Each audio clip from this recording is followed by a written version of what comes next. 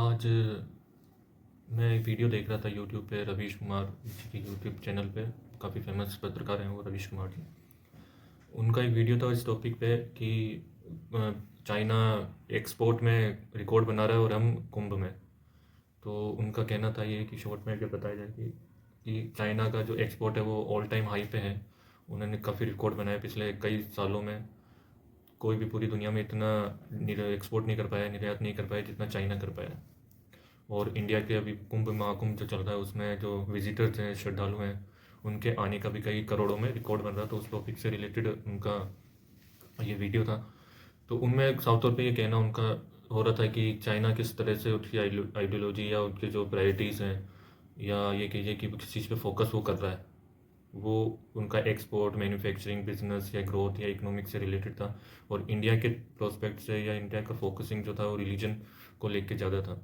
तो उस वीडियो में ये बताया गया। लेकिन उस वीडियो से रिलेटेड ये जो वीडियो है उसमें ये बताना, एक चीज़ मैं सोचता हूँ कि मतलब क्यों सिर्फ ये चीज़ें ही हाईलाइट की जाती है, क्यों प्रेजेंट सिचुएशन को ही देखा जाता है कि आज ये हो रहा है।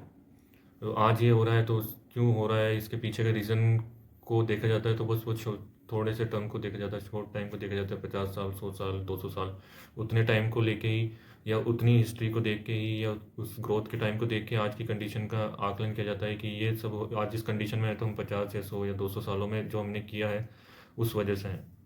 कोई इस बात को जो बड़े ब्रॉडर व्यू में नहीं देख पाता कि वो चाइना आज एक्सपोर्ट इतना कर पा रहा है या इतना इकोनॉमिकली ग्रोथ लिया है, इतना डेवलप हुआ है, तो इसके पीछे का बेसिक रीज़न क्या है। मतलब आज 50 साल पहले ये उनका कारण है कि 50 साल पहले उसने क्या किया था, इस वजह से वो आज इस पोजीशन पे है, या 100 साल पहले उसने क्या किया था या इसलिए वो आज इस पोजीशन पे है। या इंडिया में आज रिलीजन इतना बड़े लेवल पे एक्टिविटीज़ हो रही हैं, रिलीजन को इतने लोग मान रहे हैं, तो उसके पीछे का क्या रीज़न है। तो हर व्यक्ति जो है, जब बड़े चाहे पत्रकार हो या चाहे कोई भी हो, वो बड़े ही छोटे स्तर पे सोच पा रहे हैं, बहुत ही कम टाइम होराइजन को, समय दायरे के अंदर सोच पा रहे हैं। कोई इस बात को नहीं सोच पा रहा बेसिक रीज़न को कि क्यों ऐसा क्यों हो रहा है, कि भाई ऐसा क्यों हुआ, चाइना इतना डेवलप क्यों हुआ।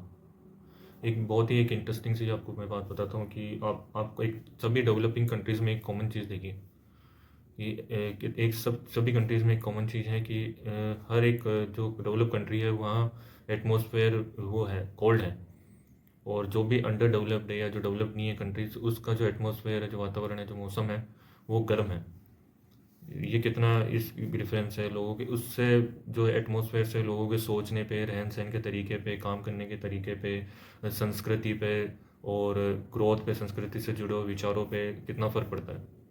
तो चाइना आज जिस पोजीशन पे है तो उसका ये नहीं है कि उसने कोई इकोनॉमिक बूस्ट लिया या फिर उसने 50 साल में कोई रेवोल्यूशन किया इकोनॉमिक को लेके, मैन्युफैक्चरिंग को लेके। वो एक बाई प्रोडक्ट है। मतलब वो ऐसा नहीं है कि उस वजह से ही शुरू हुआ। वो इस तरह की सोच, रेवोल्यूशनरी सोच लाने के लिए भी और इन मैन्युफैक्चरिंग या कंट्री को लेके सोचने के लिए भी ऐसे लोग कब हुए हैं, जब तक हज़ारों सालों से चीज़ें चल चल के आज इतना उस लेवल पे वो सोच सक पाए हैं।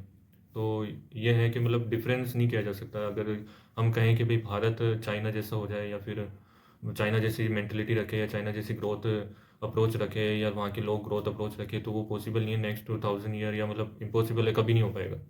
जिस चाइना को अगर ग्रोथ कर रहा है तो वो ग्रोथ करेगा ही और आगे भी करेगा। भारत अगर ग्रोथ डेवलप नहीं हो सकता तो वो नहीं ही होगा, मतलब कभी नहीं हो सकता है।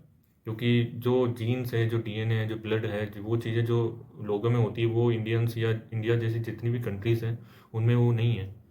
तो ये कह देना कि कंपैरिजन कर पाना भी मतलब सही नहीं है, क्योंकि चीज़ें बिल्कुल ही अलग है, लोग अलग हैं, कल्चर अलग है।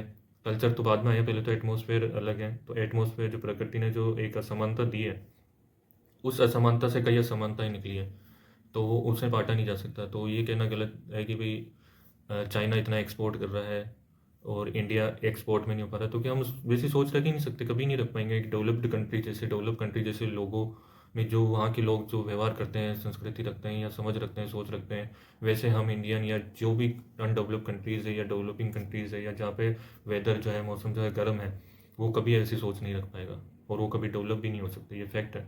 आज से 1000 साल बाद भी अगर हम बात करेंगे तो वो कंट्री अंडर डेवलप्ड ही रहेगी या डेवलपिंग स्टेज पे रहेगी। वो वैसा लाइफ स्टाइल या वैसी क्वालिटी ऑफ लाइफ या वैसे स्टैंडर्ड्स कभी नहीं बना पाएगी जैसे डेवलप कंट्रीज़ में हैं।